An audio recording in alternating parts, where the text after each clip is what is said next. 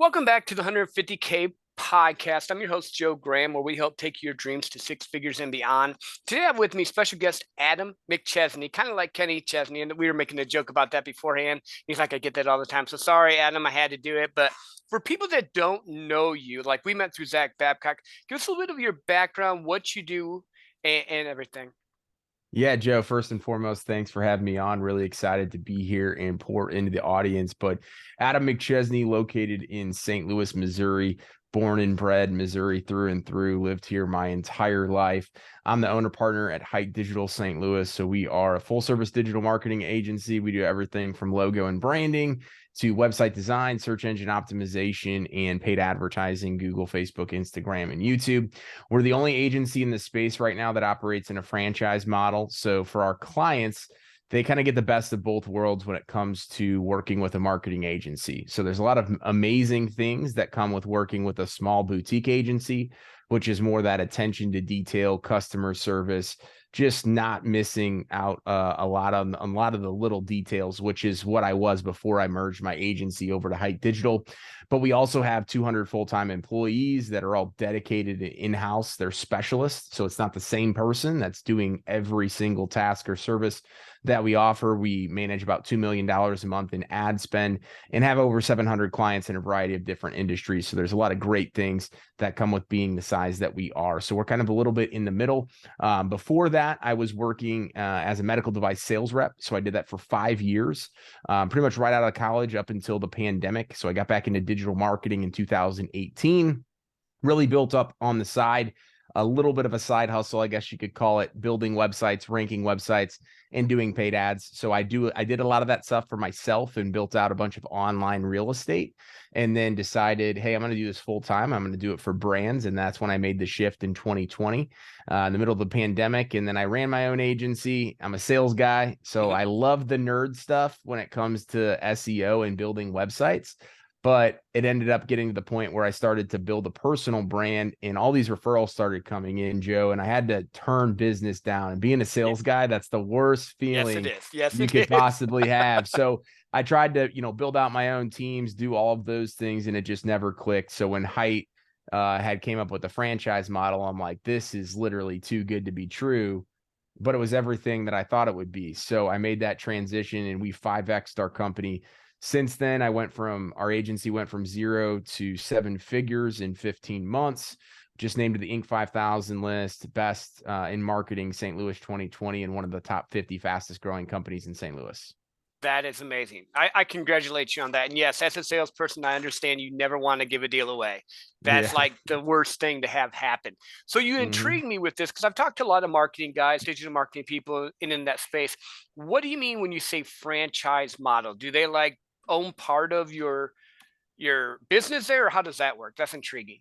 Yeah, so I'm a franchisee. I own 100% of the business. We do pay, royalties as any franchise would. The difference is so with marketing agencies, a lot of people struggle on the fulfillment aspect. So it's not that they don't know how to get clients, but they don't know how to keep up with the demand and then also get results. So when I was starting out and doing all this stuff myself, I could only take on the max we ever got to was 20 clients. I Mhm. just didn't have the bandwidth to take on any more of that. If I would have done that, we would have broken, our clients wouldn't have got what they paid for, et cetera. And so a lot of digital marketers, what they do wrong is they take on too many clients and they can't fulfill the work. So with Hite, we have 29 different locations. We pool together and pay for all of the fulfillment team based on the amount of clients that we have. Ah, got you. Okay. So we have set strategies, set SEO people, web designers, etc. But for me, I can bring on one client a month, or we can bring on 20 plus new clients like we did last month. And my fees are going to be based on the amount we bring on. So I don't have to worry about hiring 20 new people. Mhm. That's all done on a collective basis. So we're able to grow and scale our agencies as we want to without the clients having to suffer. So it's really cool, kind of the little niche that we're creating in the digital marketing space, which is a big niche now. It's continuing to grow. No, that's awesome. I like it. It's like I would call it the customer journey you're building for them. So now, because you have a team behind you, you can bring them into your world, assign what needs to get done, and know that you don't have to do, like there's no way you could do 100 different clients, but with this team No. backing you, you can, and it's that law of, synergy. I like it. I like it a lot. Yeah. Yeah. So we build out our own team at Hite Digital St. Louis. So we're a team of 8. So in addition to myself, we have 7 full-time people that are just working with our clients. And then our team, as well as our clients, are working with our fulfillment team to all bring everything together. Got you. So let's talk a little bit and shift into like brand and marketing and logo, because I know a lot of people that listen to this show are either full-time salespeople like we both used to be, or Mhm. they're, starting their business out, entrepreneurs doing different things.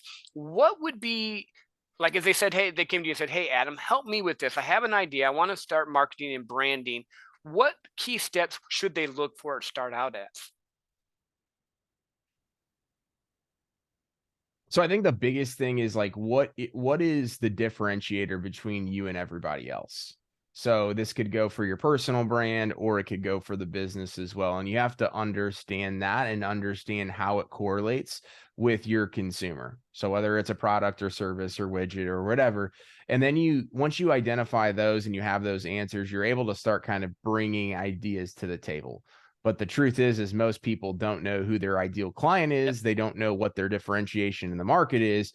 So then there's all this confusing stuff because their brand messaging is confusing. Their website doesn't match up with the messaging.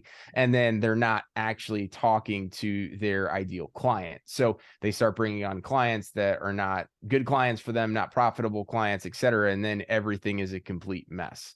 So I think once they can get very clear on that, then that's when we can really start to have a conversation, because we work with companies, startups, people that are literally ideas that we're bringing to conception all the way to Texas A&M is a client of ours, Miami University, Duck Commander. So the Duck Dynasty guys Yep. Yep. are clients of ours. So we literally will work with businesses of literally any shape and size. Even people like Texas A&M are like, hey, how do we redo the branding and the messaging for one of our schools at the university? So people are like, oh, no, I just need to worry about it when I'm getting started. No, this is an evolutionary thing and things can change and pivot based on markets. No different than when COVID happened.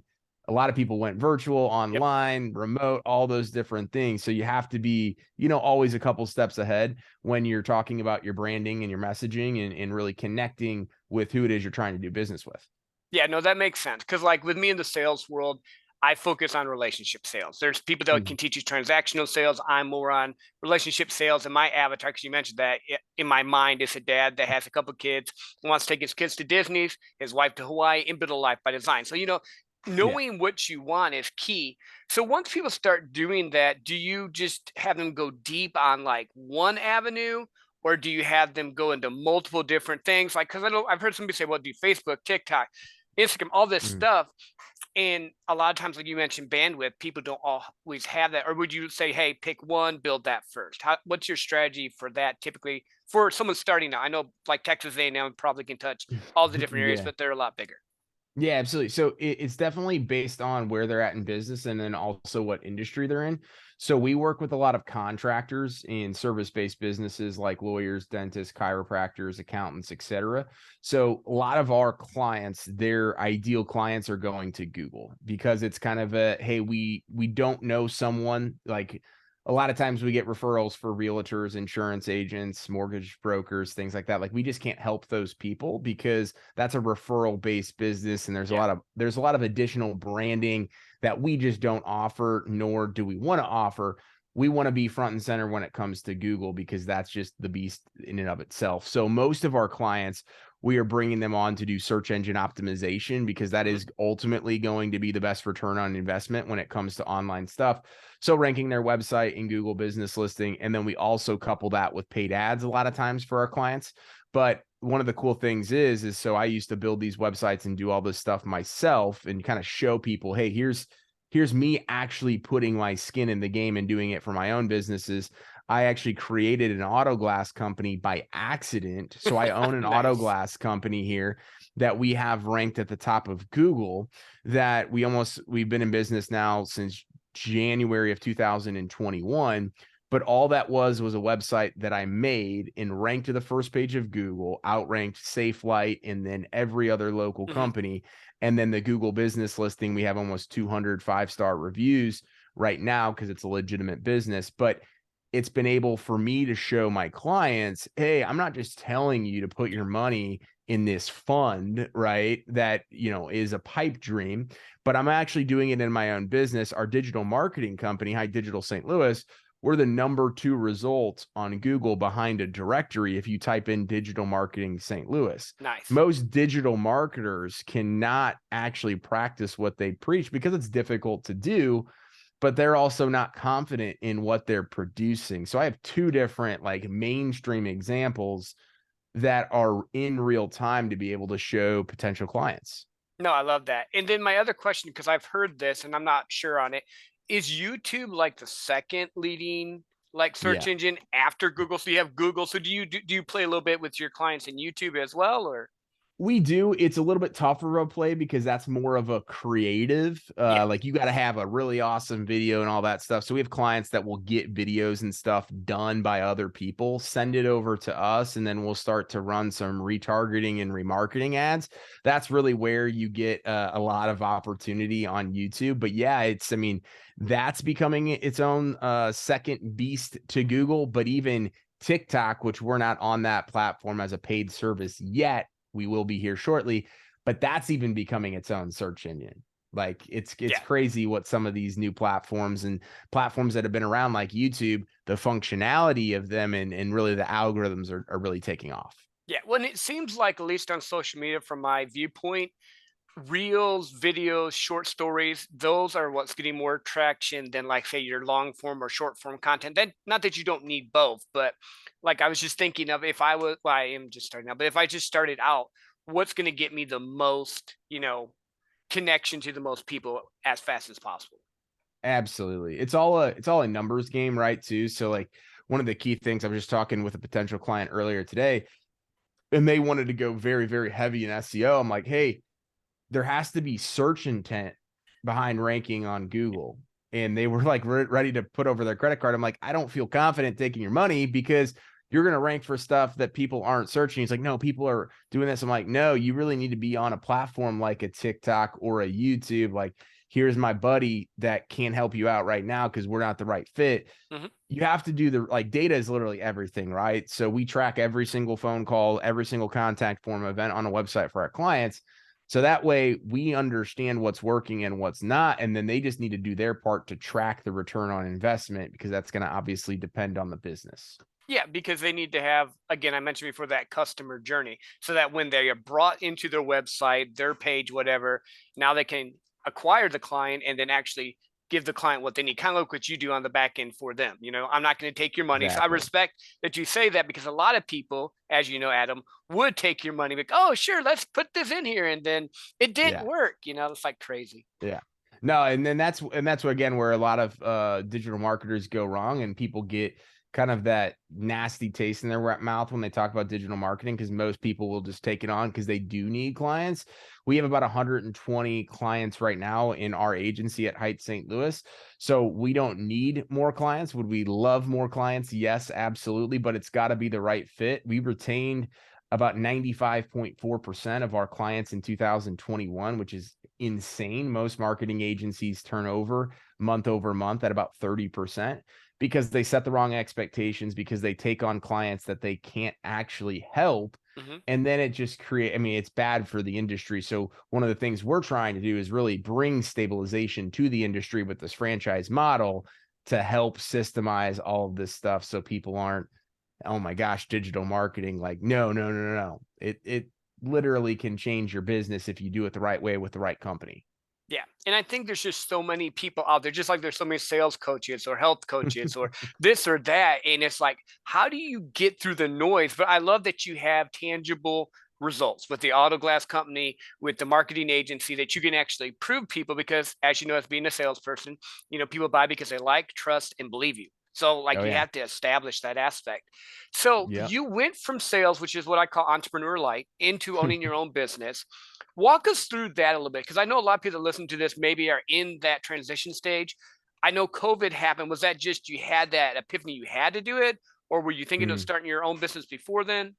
Yeah, so I got married in 2019, engaged in 2018, and I kind of looked at what life would be like down the line once we started to have a family and all of that stuff. And so I got promoted within 9 months of being at ResMed. And so ResMed, they're the number one CPAP manufacturer of equipment, devices, masks, all that stuff. So I was literally promoted within 9 months at that company, went from making $75,000 a year in kind of an entry level role to 200,000 in my first full year in that role at the age of 27. So Mhm. I went from just kind of being a guy to being very, very thought of in that Yep. company and a really young up and comer. And so I'm also the type of guy that when things come really easy, I like to create bigger opportunities. So I initially thought, hey, I'm going to be in that entry level role for 5 years because that's what they told me. It happened in 9 months. So I Mhm. immediately start to think, what's the future like? Well, the Yep. future was management opportunities, but those management opportunities came with a little bit more money, Yep. but a lot more travel and a Mhm. lot more hours. So I'm like, I don't want to trade my time for just a little bit more money. I want to create something bigger. So that's when I started to look into side hustles and things like that, and digital marketing popped up on my plate. With 2020, I started to see some potential in the agency at the end of 2019, but I just didn't have the time really to put stuff in. So in 2020, my New Year's resolution was by the end of the year, you're going to quit your job. So I started waking up at 3 and 4 a.m. Yep. and building websites and doing all that stuff, and then doing stuff late at night because I just didn't have the time to do it throughout the day. So I had about a 3 month, or I guess 2 month head start before COVID hit, that I was already doing all this stuff. So when COVID hit, we had a pretty much halt on the medical device stuff. I wasn't traveling anymore. Mhm. Our customers were shut down. We were having to take PTO and all these Yeah. different things. The agency just took off. And for me, it really gave me the bandwidth to put in that energy. And looking back on it, I was making about $10,000 a month in the business, Mhm. but I was like, the sales guy is like, I'm always trying to go hit a number, right? Yep. And then I'm a business owner, and I don't realize that the 10,000 isn't 10,000 that you're going to be taking Right. Right. I taking got you. I home. got you. So I had a very, very, like, I've learned so much in the last 2 years, and so many things that I look back, I'm like, man, because I was in sales, I just didn't understand how to actually run a business. So I thought because I could sell that I could start a business, and selling does solve a lot of problems, but it doesn't solve all your problems. Yeah, yeah. You almost need, and I see this with myself. I look for people that have built businesses or done stuff that have that expertise. Because like in the sales part, I get that. You get to the 200,000 range and you're good, but you want to do more. Mhm. And so like I started connecting with people like Tony Watley, Side Hustle Millionaire, stuff like that that could help me get more leveled up with it. Because you're right. You think, oh, I can just sell stuff, but yeah, 10,000. If you get a $10,000 commission, you get to keep that. But if you make 10,000 for your business, but your expenses is 8, you made 2. Mhm. You didn't make Mhm. 10. And it's just learning that process. I think a lot of times people get caught up in the idea, but they don't look at the nuts and bolts. But you Oh, yeah. did do something that you mentioned that I think a lot of people aren't always willing to do, but sometimes in the beginning, for sure, you need to do. You got Yep. up early, you stayed up late, you were in the grind, but you were intentionally in the grind. You weren't just doing busy work, you were building your business. Talk us through that a little bit more about how did you manage, or did you even manage? Because sometimes it just doesn't happen. Life, because you said you had a fiance and all this other stuff. How did you Yeah. manage all that? Yeah, so, I mean, it was a grind, but I was very intentional about it, but I was intentional about the grind. And so even when I went full time in this, like, we had bought our forever dream home in May, and then 6 weeks later I put my 2 weeks in, so I used all the money Nice. and the tax returns to buy the house, and then 6 weeks later put my back against the wall. So what I ended up doing for about the next 9 months before I made that transition over to Hite is I was literally working from the time I woke up to the time I went to Mhm. bed, because we were already behind on some of that fulfillment stuff. So it was purely grind for almost the first year. So I did let my health and fitness go to a degree. I did let some of those other things in my life go. So looking back on it, I've learned a lot from it. But like right now, I'm doing 2 workouts a day. I've done 75 hard in the past. Those things are now front and center because of the lessons that I learned along the way. And there's always going to be, everybody asks me, how do you have balance? You do so much of this stuff. And I'm always working to optimize and be more efficient with my time. But I think I guess it's more of a fable that there is an equilibrium and a balance always is not accurate. Right. There's seasons that you're going to spend more time in the relationships and at home and with health. And then there's seasons where business are going to be more. You just want to make sure that there still is time and attention paid to all of those other things when the other season is at prime.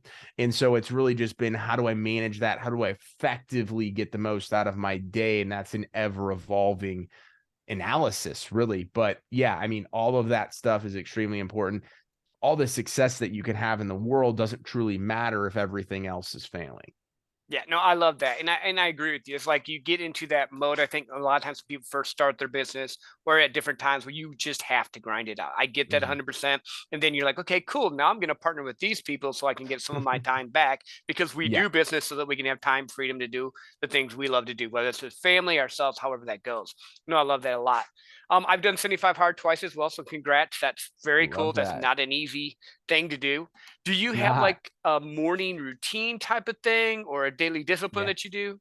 Yeah, so I wake up every single day at 4:30. So I've tested different times.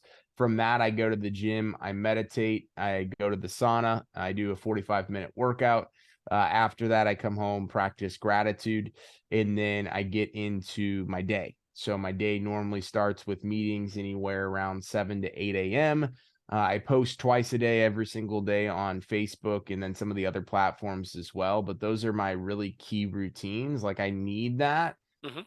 But for whatever reason, even if I miss one piece, I'm late on a post or I don't post till later in the day, miss a post, which I rarely ever do, it just throws things out of Yep. whack. So that morning routine over the last year and a half has really been the catapult for all of my success. Because that first year, I was in grind mode, and I didn't have that routine to really set me off for the day. It was a reactive approach versus being proactive.